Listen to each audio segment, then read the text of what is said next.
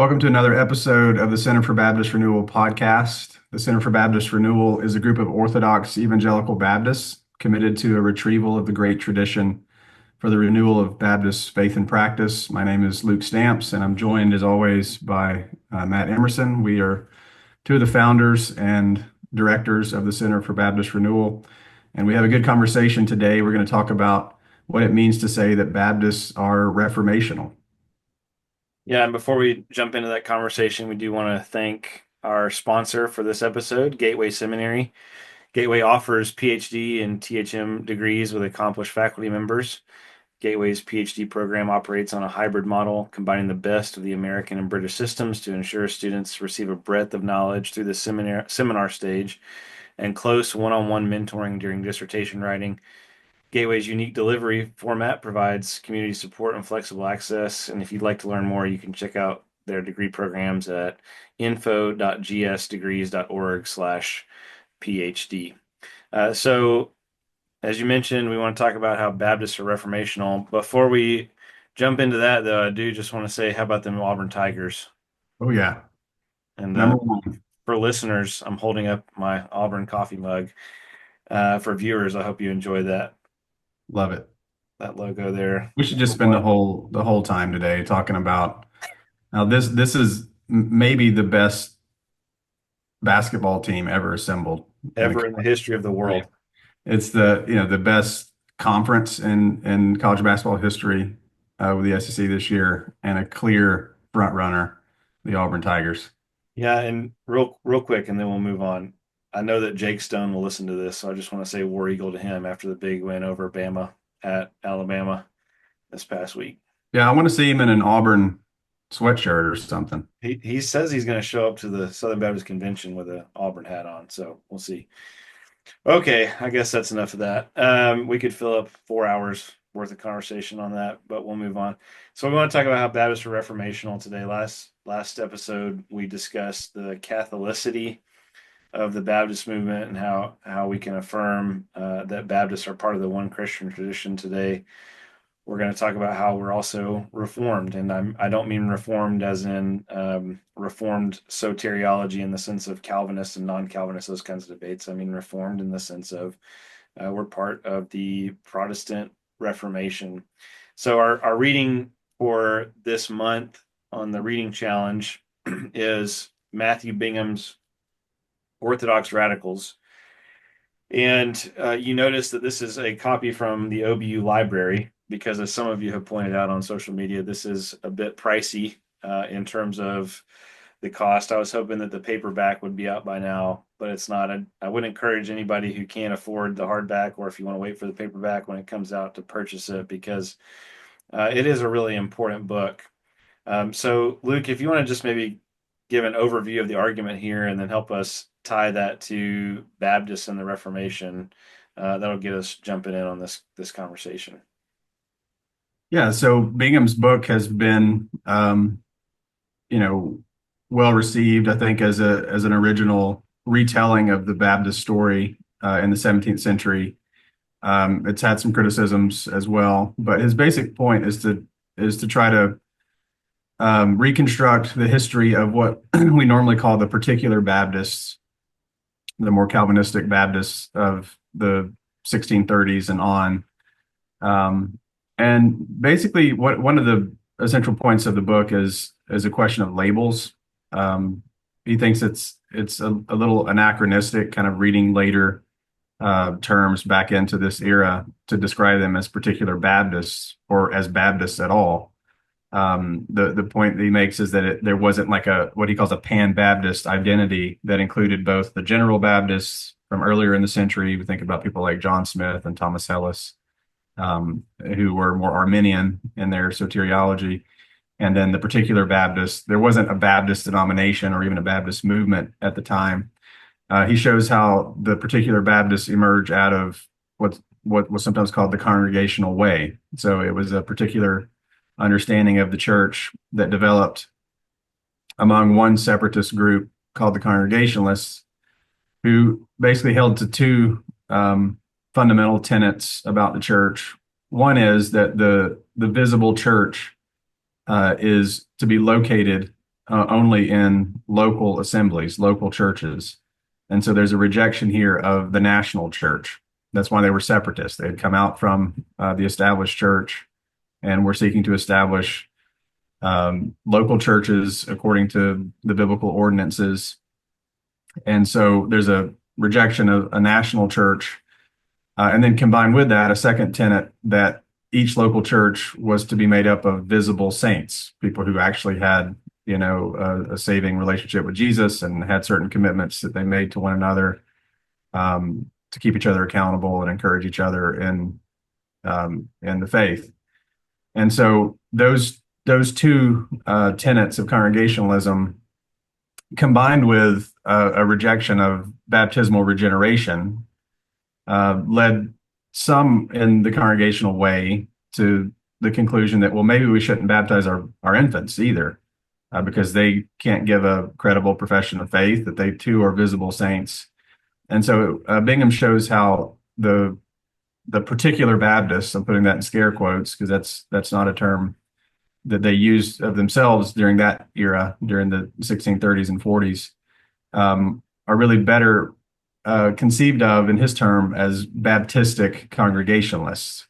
And so it shows how the particular logic of congregationalism as an expression of Reformed Protestantism led logically to the conclusion of believers only baptism. And so, it's a sophisticated thesis that is articulated concisely and clearly with lots of historical evidence. And so I think it is an important contribution to thinking about where we came from as Baptists. Yeah, so we want to jump into some of the questions that arise about Bingham's book, but also arise sort of out of Bingham's book because it does have implications for Baptist faith and practice today. But before we get to that, just so we're clear with our listeners, and then to state our own understanding of Baptist identity, right? So what you're saying is, in the Reformation, you have what comes to be known as the Protestant movement, rejecting and reacting to Roman Catholic soteriology and ecclesiology in particular. So instead of in the doctrine of salvation, instead of the doctrine of justification that is being purported by the Roman Catholic Church at the time, you have Martin Luther, of course, most famously, but also the other reformers arguing for justification by faith alone, and that's a reform of the doctrines related to salvation. Right, salvation is by grace alone, through faith alone, in Christ alone, to the glory of God alone. And we can dive into that, I think, if we want to, but sort of the broadly Protestant movement is in many ways initiated by and fueled by an attempt to reform the church's view on salvation, but also on ecclesiology, in particular at the beginning in relation to the church's understanding of tradition, the promotion of sola scriptura over against a kind of equality, at least functionally, between scripture and tradition. And I realize I'm trying to be careful on how to articulate this because I don't want, you know, I don't want the certain Twitter crowd associated with some Roman Catholic movements to come after us for articulating this incorrectly. But, broadly speaking, we're talking about a situation where the reformers felt the need to confront and reform the church's understanding of their relation to tradition. And that's where you get that the Bible alone is the final authority for faith and practice. So, in addition to those reforms, those two kind of major blocks in relation to ecclesiology, you also have the rejection of the papacy. And then you start getting into, well, if we're going to reject the papacy, what is the right way to think about ecclesiology and in particular about polity? So, when we get to Baptist views on these things, right, it's further along on a progression of Reformation movements in relation to both soteriology and ecclesiology. You start with justification by faith alone. You start with Scripture alone as our final authority for faith and practice, and therefore, in part, the rejection of the papacy. And then you start down the path of, okay, well, what does that mean for, in the case of ecclesiology, what does that mean for polity? And so you have different polities being purported by Lutherans and Presbyterians, et cetera, and so forth. And you begin to start asking questions about, as you said, the national church. With respect to ecclesiology, with respect to polity, we have this question about the national church. Then you eventually get to congregationalism from some of those conversations. And both of those, both soteriology and ecclesiology, especially in relation to congregationalism, lead to this question of baptism. If the church isn't a national church, politically speaking, in terms of polity is what I mean by that, and if the church is made up of believers, regenerate believers, then what does that mean with respect to who should be baptized? So, I think both in terms of Bingham's book and in terms of the way that we articulate Baptist identity, we want to say very clearly that Baptists are both part of the Christian tradition broadly, which we talked about in the last episode, but then also in particular of the Reformation tradition of Christianity, and that the Baptist movement doesn't arise just sort of out of thin air, and it doesn't arise separately from what's happening in the Reformation. How would you characterize that? Do you add anything to that? Yeah, I think that's right. I mean, there have been some Baptists through the years who have wanted to say we're neither Catholic nor Protestant. You see that, for example, in the later Landmarkist tradition. But historically speaking, and even theologically, like the theological logic of the Baptist position, and even just genetically, like where we came from, emerges out of a distinctively Protestant understanding of religious authority, as you've articulated, that Scripture alone is the supreme source and standard, and a distinctively Protestant soteriology that we're justified by faith alone in Christ alone, and then a distinctively Protestant understanding of how to distinguish the true church, right? Which, as the Reformers described, has several marks that distinguish a true church: the right preaching of the gospel, the right administration of the sacraments or ordinances, which includes within that a particular understanding of church membership and discipline. And so Baptists are, I wouldn't want to say that Baptists are the only true reformers, as some people have said, as if, the Protestant principles inevitably lead to the Baptist position. But just as a matter of historical record, they were working within those theological concepts and those theological parameters, and are teasing out these distinctively Baptist conclusions on explicitly Protestant terms. And so Baptists are Protestants. I mean, and that may seem like an obvious point to make. Again, it hasn't always been obvious to some Baptists and even to some non-Baptists, right, who kind of consider Baptists, if we're not Protestants, oftentimes non-Baptists will slot us into the Anabaptist wing, the radical wing of the Reformation. And certainly there are some conceptual affinities that are tied to a believer's church. But again, just as a matter of historical development, the Baptists, the British Baptists, both in the case of the General Baptists and in the Particular Baptists, are emerging out of a world that is basically reformed. I'm not suggesting that all Baptists should be capital R, capital B Reformed Baptists. We actually don't believe that. But it's a theological ecology in the early 17th century that's shaped by the Continental Reformed tradition as it was expressed in the Church of England first, and then these different separatist groups that emerge.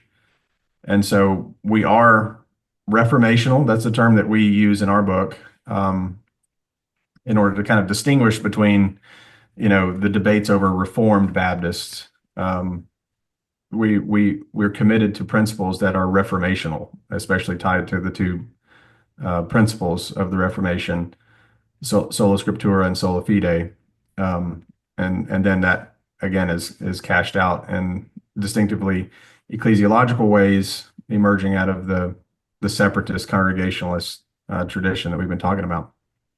Yeah. So I think, first of all, to kind of summarize our understanding of Baptist identity, when we talk about Baptist being both Catholic and reformational, what we basically mean is Baptists stand in line with the tradition on especially, and by Baptist I mean the earliest Baptists, the rise of the Baptist movement, very clear connection with the Christian tradition, broadly speaking, on the doctrines of the Trinity and Christology.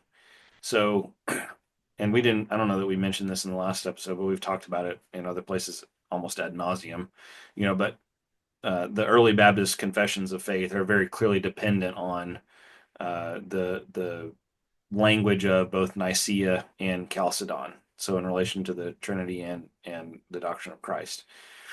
So broadly speaking, we're Orthodox Christians. And that's how we use the term Catholic here. We're emphasizing that we're also Reformed, not in the sense of, as you said, capital R, capital B, Reformed Baptist, but in the sense of we affirm the reformational understanding of the doctrines of salvation and the church. And that doesn't mean that we are affirming all that all the reformers said about, especially ecclesiology. I mean, that's in particular where the Baptist movement comes from. Right? We affirm what you're saying about salvation. We affirm what you're saying, broadly speaking, about the nature of the church and the leadership of the church. It's under Christ alone. There is no vicar of Christ on earth. But with respect to ecclesiology, there is a further reformation that happens in the Baptist movement. And so, we emphasize this because, as you said, there are some Baptists who want to, and I'm not sure this is as prevalent today, but historically speaking, and you mentioned landmarkers, they're not the only ones, but historically speaking, there's been an attempt to kind of disassociate the radical reformers, so to speak, or the radical Reformation, and especially in our case, Baptists, from the magisterial Reformation and the rest of the Christian tradition. We just don't find that to be plausible given the early Baptist confessions and how closely they're tying themselves to both the historic Christian orthodoxy with respect to Trinity and Christology, and how they're tying themselves explicitly to the reformational understandings of salvation and the church. I suppose we can come back to this if we have time, but we probably need to move on. But I want to reiterate what you said as well, that we don't find it compelling to say that we're just simply kindred descendants of Anabaptists, right? That we're sort of direct descendants of the Anabaptist movement. That's not what we're saying as well. So Let's talk about that for a minute, though. I feel like we need to say something all about that, right, all right. because it is the case that like these earliest particular Baptists or Baptistic Congregationalists went out of their way to say that they were commonly, though unjustly, called Anabaptists. Like they were explicitly trying to say, no, we're not Anabaptists. That's true of particular Baptists, but it's also true of General Baptists. The General Baptists are clear on this, even if they don't use the exact same language as the particular Baptists. And frankly, you can see it just by virtue of comparing confessions. There are commonalities. Of course, there are commonalities. But that doesn't indicate either dependence or sameness, right? Right. I mean, the one place where you do see the interaction, like with John Smith, that congregation eventually left Holland and went back to England under the leadership of Thomas Hellas. And we're not, they didn't submit themselves to the continental Anabaptist tradition, even if Smith did. And I mean, the relationship is more conceptual than it is genetic. Like there are some truths sort of hang together in a believer's church understanding. Like a commitment to liberty of conscience and the necessity of the new birth for membership in the church, therefore believers only baptism, therefore a particular understanding of the church's relationship to the state, therefore a particular understanding of religious liberty. Those things are conceptually um, of a piece. But the earliest Baptists distinguished themselves from the Anabaptists on some other points, like they didn't believe that the state was an illegitimate arena for Christians to be engaged in. They thought that Christians could be a Baptist could be a magistrate, could serve in the civil government. That Baptists could take civil oaths, which was something that the Anabaptists rejected. And so there's some important distinguishing marks of the Baptists from the Anabaptists, even though conceptually there's some overlap, some commonalities in the system of ecclesiology that emerged between them. Which means I think too we can still benefit from reading some of those early Anabaptist confessions. This is some work that you've done in our other book on the Baptist and the Christian tradition, kind of showing that there's still things that we can learn from the Anabaptists, even if we didn't derive from them historically. And again, because there's some of this conceptual overlap. Yeah. Another thing that I think that is a potential weakness in Bingham's book. I mean, it's certainly true historically that the particular Baptists didn't conceive of themselves as a part of a pan-Baptist movement with the general Baptists, but there's also some conceptual links between the earlier general Baptists, which also emerge out of a separatist congregationalist context, and then the later particular Baptists in the 1630s and 40s, that we too can appreciate. We don't have to just see almost like two completely separate denominations founded, the General Baptists and the Particular Baptists. But there's enough conceptual overlap and eventually enough connection, right? I mean, like the new connection that emerges in the next century, where General Baptists and Particular Baptists kind of sought to reunite in a way, or to unite together under some common commitments. And I think that's something too that we try to emphasize at the Center for Baptist Renewal, that we're not interested in sort of delimiting the Baptist tradition to just Calvinists, like to just particular Baptists, people who would subscribe to the 1689 Confession or whatever. But it's actually a strength of the Baptist movement that these principles of the church, of ecclesiology, have found a home in different soteriological emphases. So that's just something that we want to underscore as well. You don't have to be a Calvinist to be a historic Baptist, even though our own Southern Baptist tradition derives some things from particular Baptists, like our distinctive emphasis on perseverance of the saints, which distinguishes us from free will Baptists, which are more general or Arminian Baptists. But there can be a diversity of views on soteriology within the broad Baptist movement. Yeah. So, I think to just kind of tie a knot on what we're saying about Anabaptists, there's certainly conceptual similarity in terms of congregationalism and credo baptism. That doesn't necessitate genetic dependence. There are some connections, but the clearer genetic link is to English separatism, and that doesn't necessitate Calvinism, as you said, but the clearer link is to English separatism, which brings us back to Bingham's book. I mean, that's his point, is that you have this kind of movement within England at the time that eventuates in congregationalism, and there are congregational members who become convinced of credo baptism. So one of the things, before we jump in on some of the controversy or maybe critique of Bingham's book, just real quick, you know, in our book that's coming out in April on Baptist identity, we articulate this theological train a little bit differently, right?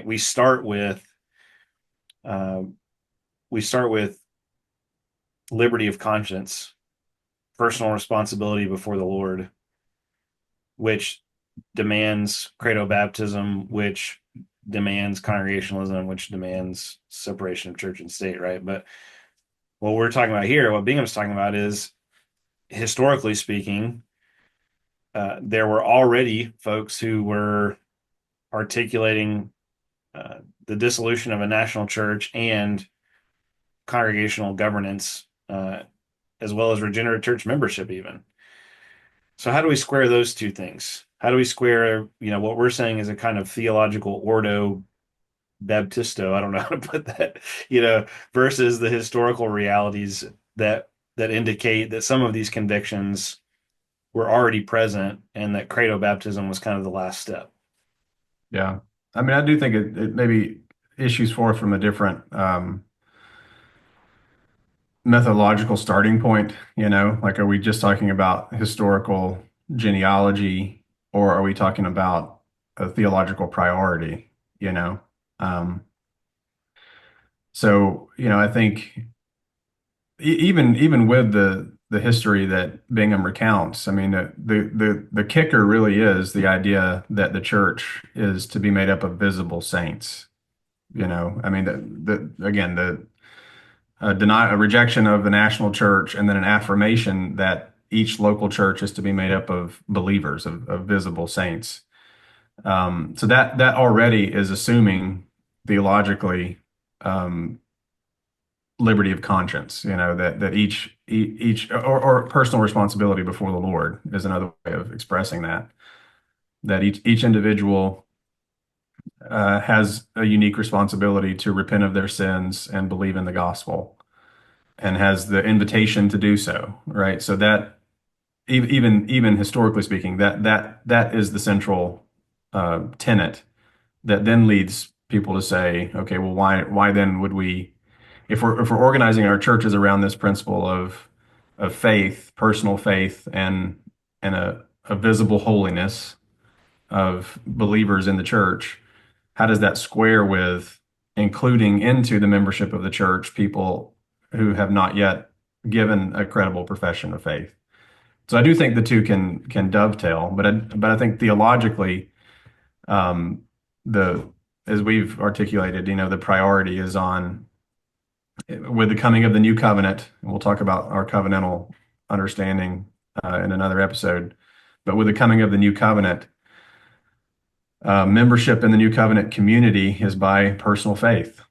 And so that's, the kind of foundational theological belief, which we've articulated as liberty of conscience. Yeah. And so just you notice that those two commitments of the Reformation, justification by faith alone and uh, sola scriptura as expressed materially. I mean, what Baptists are saying is that the logical end to both of those commitments is congregationalism and credo baptism. If justification is by faith alone, then only those who believe are members of the church, and church membership is tied to baptism. Baptism is the sign of the covenant, the new covenant, etc. I mean, I think it's important for us to just continue to express the fact that Baptist thought is both dependent on the Reformation and also its logical end in our understanding. And I know that's going to hack some people off, but that's fine. What are we doing this podcast for if we're not going to generate some controversy? Okay, so Bingham, you mentioned there, maybe a potential weakness. Just for those who are following along in the reading challenge, just for a minute, maybe walk us through a few potential weaknesses or criticisms related to his thesis. Yeah, I mean, the one I've already mentioned, I guess, is, I mean, I don't know if it's a criticism so much as it is just a necessity to fill out the larger history of what we call the Baptist tradition, is not, I guess, not drawing some more conceptual theological connections with the General Baptists. Again, even if we didn't come from the General Baptists, even if there wasn't this Pan-Baptist identity that people were fleeing to, they are separate histories. These are two stories of Baptist origins that we have to tell. There still are some conceptual theological connections between what's happening with the General Baptists, emerging out of other separatist, basically congregationalist groups, and what happens with the particular Baptists that I think would be necessary to tell the fuller story of what's going on in the first century of the Baptist movement, the 17th century. The other thing that I think is, again, a possible criticism of Bingham is, he rejects the term particular Baptist because it's an anachronism. That's not how they self-identified. They thought of themselves as travelers on the congregational way. But even this term that he uses, Baptistic Congregationalists, that they didn't use that one either. Like that wasn't how they self-described. They were Congregationalists and they were Baptistic, so that's a fair description. But if we're talking about, if we're going to critique particular Baptists because it wasn't a term that they themselves used in the 1630s and 40s, it seems like the same criticism could be leveled against the term Baptistic Congregationalists. They weren't using that term either. So, this may be just a methodological point if we're talking about history or we're talking about theology, describing conceptually what people were up to. They certainly were particular in their understanding of redemption, and they were Baptistic. So I'm not sure that particular Baptist is a terrible term to use to describe what they were doing. So, I mean, that's another potential criticism of the book. Yeah. But to be clear, I mean, we think that there are quite a few strengths to this book, that it's an important contribution to our understanding of Baptist identity, history, thought. And ultimately, it's another way to express the dependence of the Baptist movement on the Reformation. And also the not just the dependence, but the furtherance of the Reformation in the Baptist movement.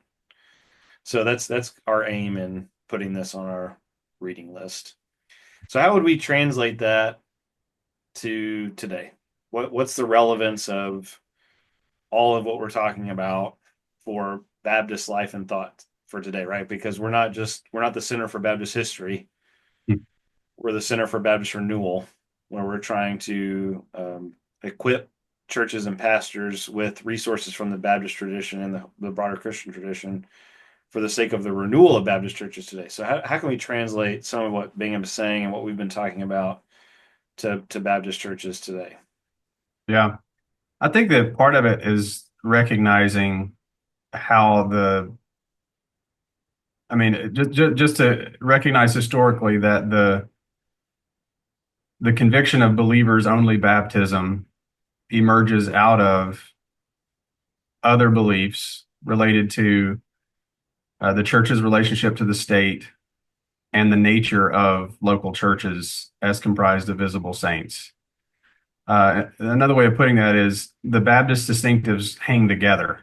They're not sort of piecemeal and cafeteria style, where we might, because it's sort of simpler, I suppose, to just say, well, we're convinced of believers' baptism, so you hold Baptistic convictions. And there certainly are many groups that hold to Baptistic convictions that we would not describe as Baptist. There's lots of non-denominational churches that are Baptistic, but who are elder-led or elder-ruled rather. And so they're not really Congregationalists in their polity, even if they're Baptistic in their understanding of the sacrament. Or we could point to Pentecostals as well, who have very different polity in many cases and very different theology in many cases, but they're also Baptistic. So I guess one thing that Churches that but arise out of the Stone Campbellite movement. yeah, yeah, exactly right. Who have a very different understanding of what baptism is, but they're still Baptistic, Yeah. right? The Churches of Christ and others.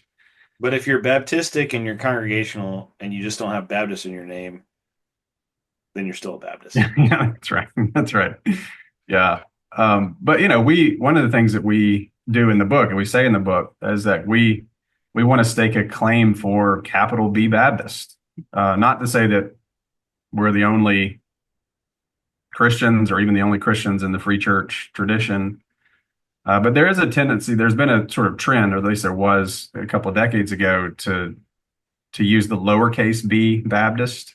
So you see this especially like in James William McClendon Jr.'s works, where he uses the lowercase b in order to basically capture more than just capital B Baptist denominations, but also the Anabaptists and the free church tradition more broadly.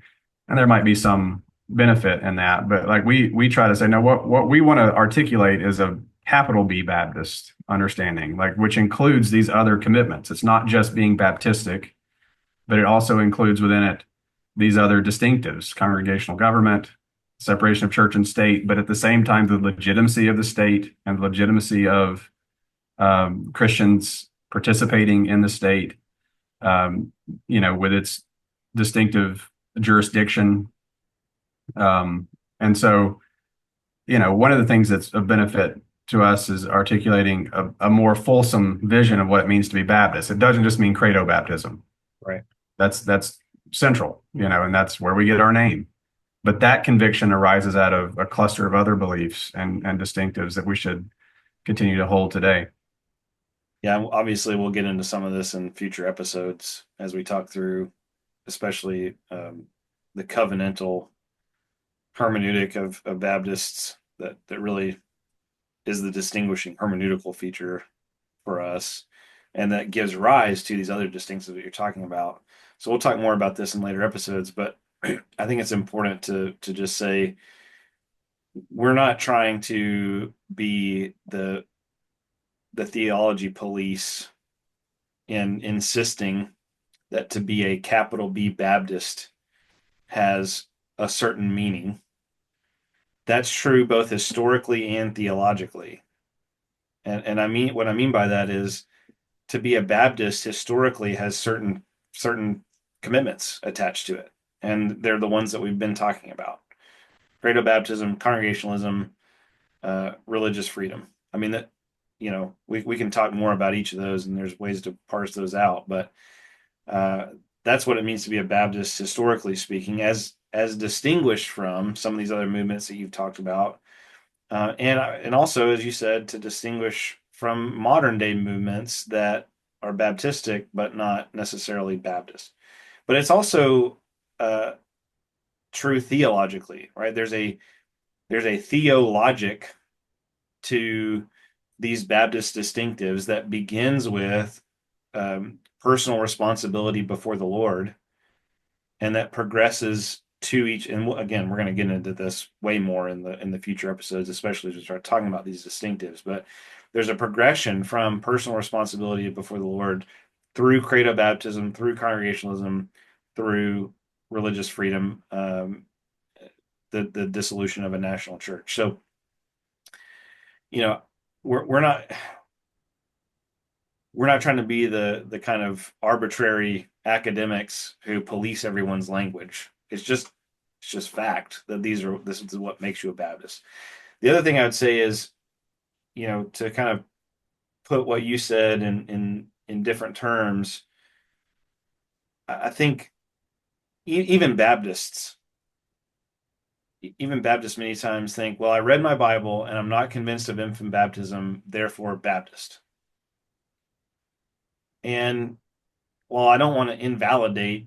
I mean, because that's my own story, by the way, right? I read scripture for myself for the first time when I was in high school and was like, where is infant baptism anywhere in this book? Yeah, and so there's a kind of order of knowing. We're sure that might be the first step towards becoming a Baptist. But in the order of theologizing, these things hang together in a more fulsome definition of what it means to be a Baptist. And I do think, trying to again make sure we're relating this to today. I do think it's important for Baptists, and of course we're both in the members of churches that are associated with the Southern Baptist Convention, but this is not just true of SBC churches. I do think it's important for modern day Baptists to recover, in some sense, a commitment to each of these distinctives. You find that there are many churches, and I would say good churches who are faithfully preaching the gospel, who are committed to credo baptism, but they've kind of lost sight of how that's related to both congregationalism and religious freedom in the Hmm. sense of separation of church and state. And that's true within the Southern Baptist Convention. I think that's also true outside of the Southern Baptist Convention.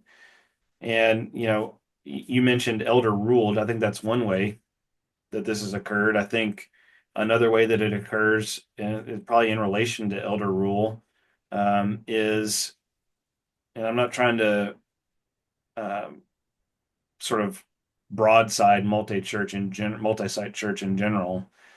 but I think in relation to elder rule comment, another way you see this is in elder ruled multi-site churches in which there is no sense in which particular sites of that multi-site church have any kind of congregational input at all in their governance of the church, so that you really are functionally a presbytery or perhaps even an episcopacy. That's not Baptist. I mean, I'm that's not to say that they're not faithfully preaching the gospel. I mean, that's not to say that those churches are in some respect uh, worthy of condemnation from me or anyone else. It's simply to say that's not operating in a Baptist fashion.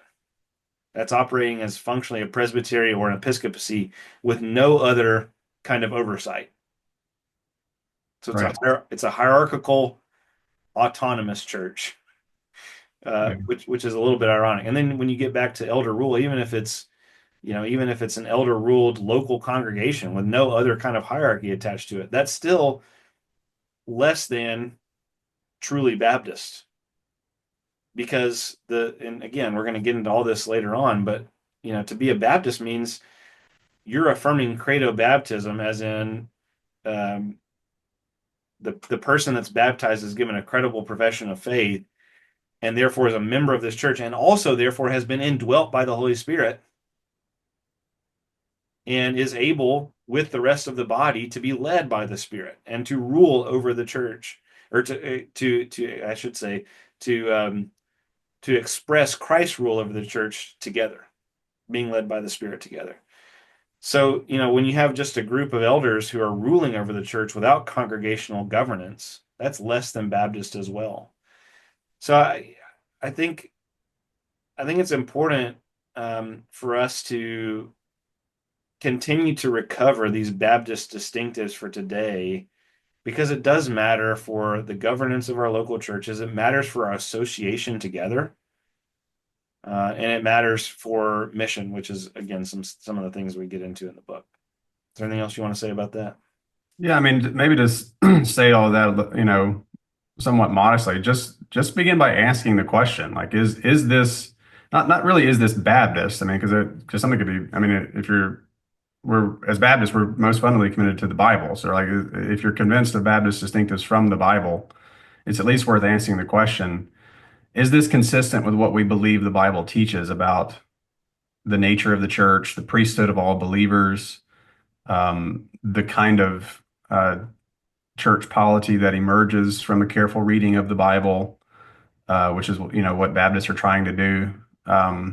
So instead of just thinking, does this work? It's kind of a pragmatic question.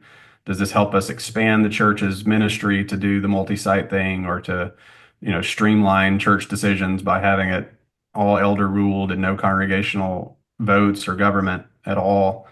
It's just at least worth asking the question: is this consistent with what we say as Baptists that we believe the Bible teaches? And the other point that you make about kind of the other application of this to the church's relationship to the state.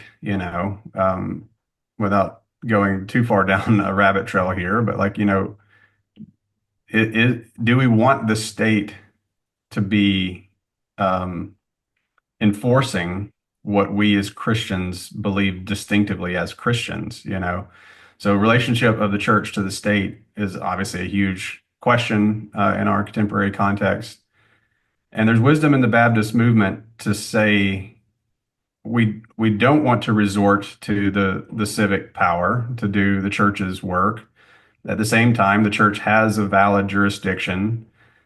This is what distinguishes us from the Anabaptists, that we believe Christians can participate in the government to establish just laws, and so, we can, through our system of government, seek to establish justice for the unborn or for, you know, um, traditional marriage and stop things like transitions and all those moral issues that we care about. We can do all of that because the state has a valid jurisdiction, to establish peace and justice in the civic realm.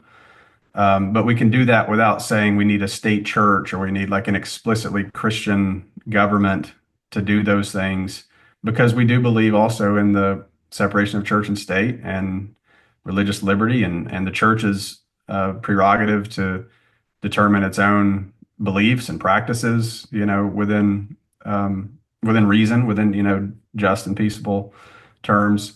So this has everything to do with all these controversies about political theology these days. It's just recovering the internal logic of the Baptist vision. And we'll definitely get into that in the episode on the I can't remember what we're reading for that one, but there's an episode that we'll do on the church and the state. So, Yeah. I mean, I think I've made myself pretty clear in an article called "Can a Baptist Be a Christian Nationalist?" Hmm. No, Right.